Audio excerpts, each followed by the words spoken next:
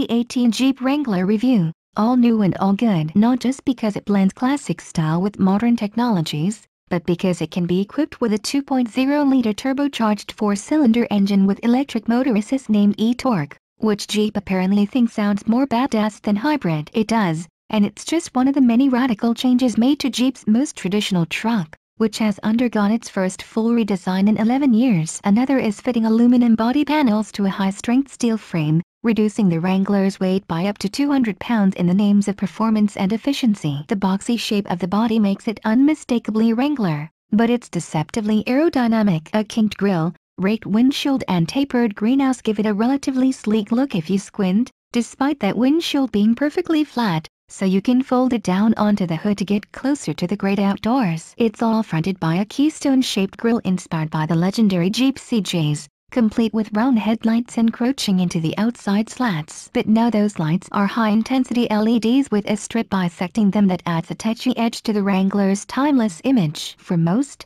that image involves having the top off, which is now easier to accomplish in 3 different ways. The removable hardtop, Freedom Top, has lighter roof panels. The soft top, Sunrider, is spring-assisted and no longer uses infuriating zippers for the rear window sections, so you just slip them out and back in. And for the truly unambitious, there is a power sliding fabric top, Sky One Touch, that's basically a gigantic sunroof, but gives you the alfresco gist. An interior rethink brings color, stitched upholstery and real metal trim to the Wrangler's dashboard, which was previously a plastic black hole. Heated seats are available, and the tilt-telescope steering wheel, shift levers and even the turn signal stalk all move at a kind of machine precision that wouldn't feel out of place in a luxury SUV. At least one fitted with drain plugs in the floor. The new Wrangler isn't much bigger than the one it replaces, but does have a slightly wider and longer wheelbase, which adds enough room to the back seat of the 2-door for adults to fit fine and be provided with air vents, cup holders and USB ports. It might as well be a limousine. The list of electronic features includes a digital display in the instrument cluster with pitch and roll gauges for off-roading, Wi-Fi, a soundbar speaker system mounted over the seats, a backup camera located in the center of the tailgate-mounted spare tire, and a blind spot monitoring system. Absent are any active driver aids, such as adaptive cruise control and automatic emergency brakes, but the Wrangler is excellent to drive the old-fashioned way. The on-road ride quality has been improved to the point that you don't have to suffer using it to get to work during the week as a trade-off for having it to play with on the weekend. The comfort and handling are almost car-like, which is no small feat given its underpinnings. Like the World War II-era Willys MB8 traces its roots to, the new Wrangler has solid axles front and rear. But this time around they can be equipped with a full-time all-wheel drive system in the dressed-up Sahara model, making it that much more like a crossover. It's a nod to the model's new customer base, who may do a little rock climbing at the gym, but not out in Moab in their trucks. For those who do, and there are many, a part-time system is standard fare on 4X4S. Hardcore Rubicon models feature the strongest set of lockable Dana axles ever offered on a Wrangler, a full set of locking differentials, a detachable front sway bar,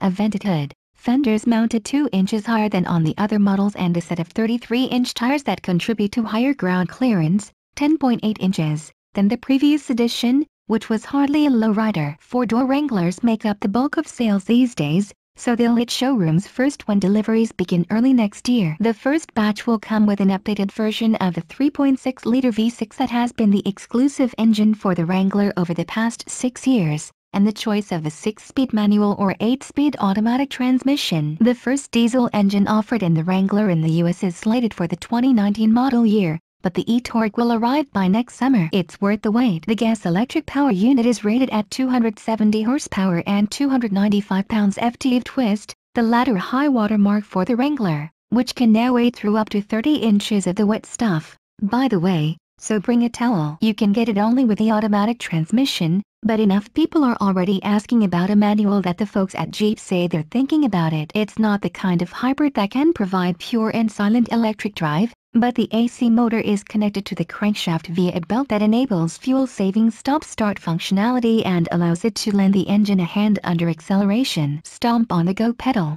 and the eTorque kicks you back. The response from the electric motor is immediate and strong, and it fills the gap as the 4-cylinder spools up. A stock Wrangler has never had so much spirit on the street. If I were running Fiat Chrysler, I tried to jam this little gem in every vehicle I could fit it in, from the Fiat 500 to the Dodge Ram 1500. Don't be surprised to see it show up in a few. The official fuel economy figure hasn't been determined yet, but I saw an indicated 26 mpg during a highway drive, which would beat the V6's 23 mpg EPA rating, and it can tow up to the same 3,500-pound load. It does the job off-road too. On a hilly, boulder-covered path that would give the Rubicon's namesake trail a run for the money, the eTorque's linear low-speed power delivery was a boon, and it never lacked oomph. With the doors off, the sound of the Honeywell turbocharger whistling away under heavy throttle was an added treat. I'm far from a wheeler, so I'll leave the detailed dissections of the Wrangler's mountaineering skills to people with much dirtier boots than mine. But I've been off-road in previous editions, and from the solid chassis to the quick steering and the way it gently steps over huge things, this one is more effortless to drive in every way. While I'm sure the eTorque will be harder to modify than the simple V6, plug-and-play types should have no regrets with it, though that will depend on how much it costs, which has yet to be revealed. The starting price for the Wrangler is now $28,190 for a 2-door with the V6, and $31,690 for a 4-door. That's over $2,000 more than the outgoing models, and the premium holds all the way up through the trim levels. Given the added levels of refinement and capability, that seems like a bargain. But if it's still bigger than your budget, Jeep is going to keep making the old, cheaper Wrangler for several more months until it shuts down its production line to get it ready to build the Wrangler-based pickup truck slated for 2019. Talk about a hybrid. Actually, it turns out there is another one of those on the way in 2020, and Jeep is proudly using the H word to describe it. It'll be a plug-in hybrid, in fact, that's able to travel on battery power alone for short distances. Details are otherwise non-existent, but it's interesting new territory for the Wrangler that I'm looking forward to exploring.